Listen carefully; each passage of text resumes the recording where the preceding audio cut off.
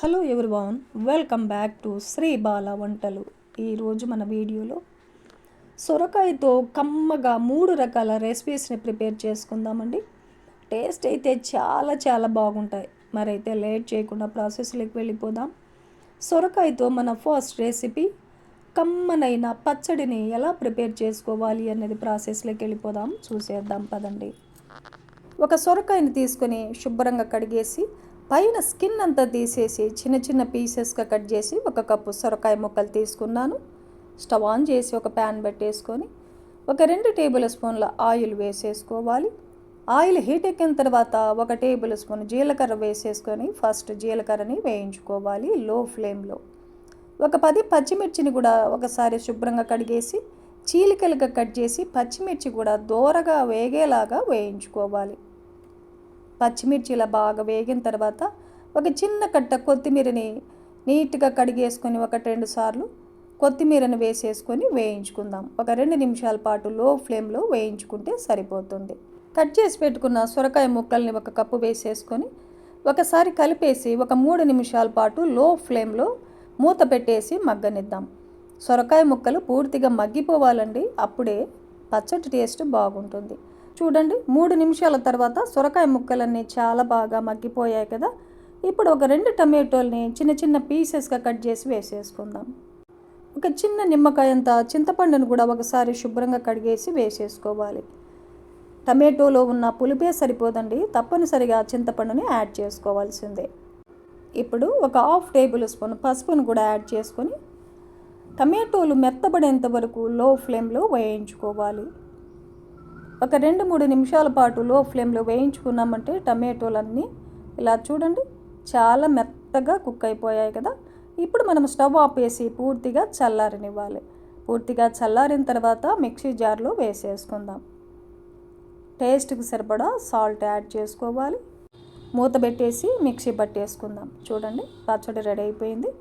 ఈ పచ్చడిని ఒక బౌల్లో తీసుకొని ఈ కమ్మనైన పచ్చడికి పోపును కూడా పెట్టేసుకుందాం. స్టవ్ ఆన్ చేసుకొని ఒక ప్యాన్ పెట్టేసుకొని ఒక 2-3 టేబుల్ స్పూన్లమైన ఆయిల్ వేసేసుకోవాలి.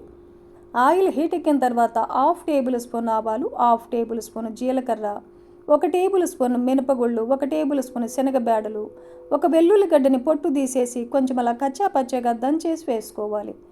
కొద్దిగా ఫ్రెష్ కరివేపాకును వేసేసుకొని ఒక 1/2 టేబుల్ స్పూన్ ఇంగువను కూడా వేసేసుకొని ఈ పోపునంతా బాగా వేయించుకొని పచ్చడిలో కలిపేసుకుందాం.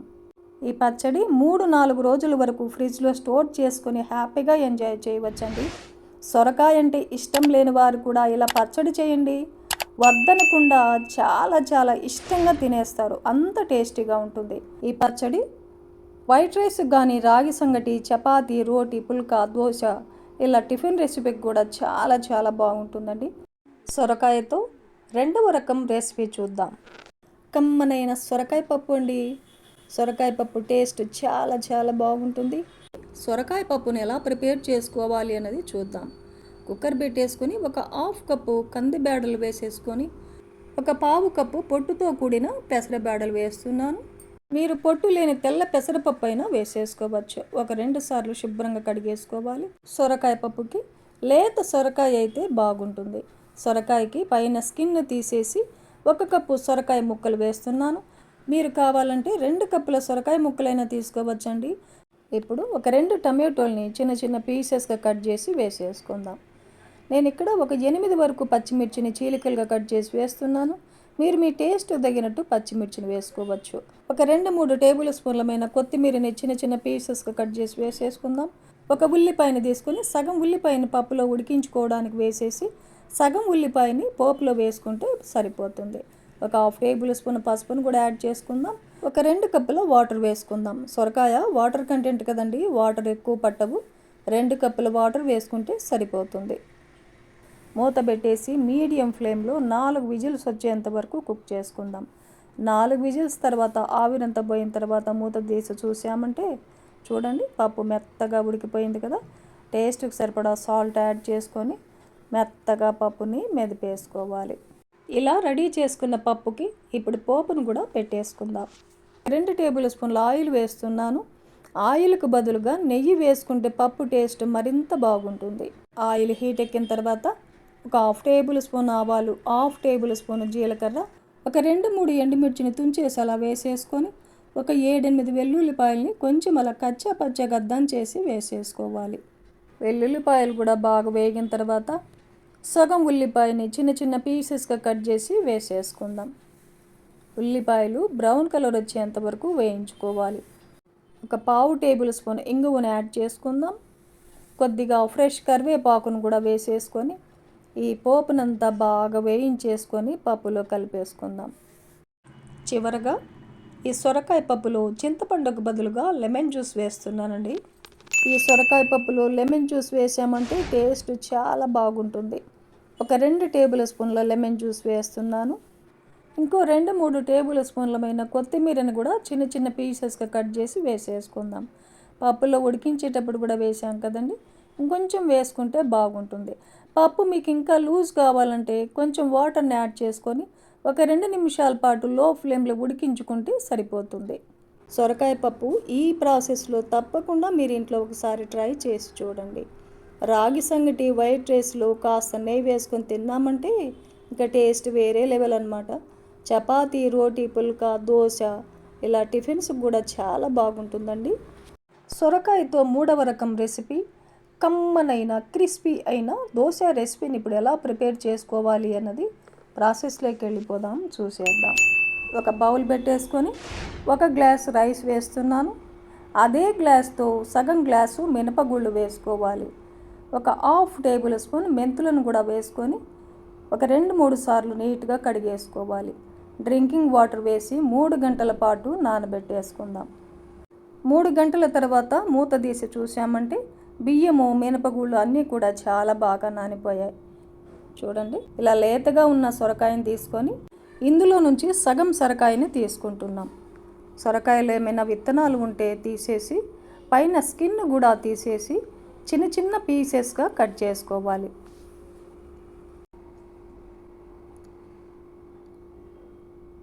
ఇలా చిన్న చిన్న పీసెస్గా కట్ చేసుకొని 1 కప్పు సొరకాయ ముక్కలు అయ్యాయి అన్నమాట, సగం సొరకాయకి. ఇప్పుడు నానబెట్టుకున్న బియ్యంలో ఉన్న వాటర్ని అంతా సపరేట్గా ఒక బౌల్లో వంపేసుకొని మిక్సీ జార్లో వేసేసుకుందాం. 1 టేబుల్ స్పూన్ జీలకర్ర, టేస్ట్కి సరిపడా సాల్ట్, ఒక 2 పచ్చిమిర్చిని వేసేసుకొని కట్ చేసి పెట్టుకున్న సొరకాయ ముక్కల్ని 1 కప్పు వేసేసుకుందాం. మూత పెట్టేసి మిక్సీ పట్టుకోవాలి. నానబెట్టుకున్న వాటర్ని కొద్దిగా యాడ్ చేసుకుందాం. సొరకాయ ముక్కల్లో వాటర్ ఉంటుంది కదండి న్యాచురల్గా, అందుకే లైట్గా వాటర్ని యాడ్ చేసుకోవాలి మిక్సీ పట్టుకోవడానికి. ఇలా మిక్సీ పట్టేసుకొని ఒక గిన్నెలో వేసేసుకొని ఇంకొంచెం వాటర్ని యాడ్ చేసి బాగా కలిపేసుకుందాం. బ్యాటర్ కన్సిస్టెన్సీ ఇలా ఉండాలండి. ఇప్పుడు స్టవ్ ఆన్ చేసుకొని దోశ ప్యాన్ పెట్టేసుకొని వాటర్ని స్ప్రింకిల్ చేసి టిష్యూ పేపర్తో రుద్దేసుకుందాం. దోశను వేసేసుకుందాం. ఎంత పల్చగా అయినా దోశను వేసేసుకోవచ్చండి, చాలా చాలా బాగా వస్తాయి. స్టవ్ని హై ఫ్లేమ్లో పెట్టేసుకొని దోశను వేయించుకోవాలి. దోశ పచ్చిదనం పోయిన తర్వాత నెయ్యిని వేస్తున్నానండి. మీరు కావాలంటే ఆయిల్ అయినా వేసేసుకోవచ్చు, కానీ నెయ్యితో వేసామంటే దోశలు టేస్ట్ చాలా బాగుంటుంది. చూడండి, ఇన్స్టెంట్ దోశ అయినా సరే క్రిస్పీగా దోశలు ఎంత బాగా వస్తున్నాయో.